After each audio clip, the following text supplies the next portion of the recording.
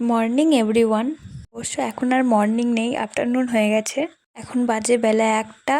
আমাদের হঠাৎই প্ল্যান হয় যে আজকে বিরিয়ানি পার্টি করব। তাই দুই সখী মিলে কোনো ভাবনা চিন্তা না করে আমাদের উড়োজাহাজ নিয়ে বেরিয়ে পড়লাম বিরিয়ানির উদ্দেশ্যে। দেখি কতদূর কি হয়।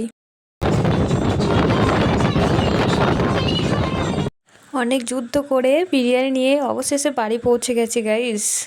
এবার আমরা চুজ করব কে কোনটা নেবে।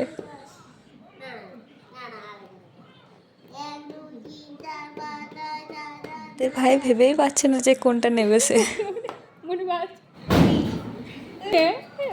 যদি কাকিমা বলবে দিয়ে আবার লাস্টে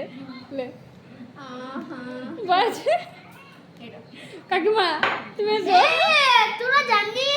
আমরা জানি না, মা কালী দিবি আমরা জানি না, তোদিকে তো প্রথমে বললাম বাস। ঠিক আছে বাস চলো।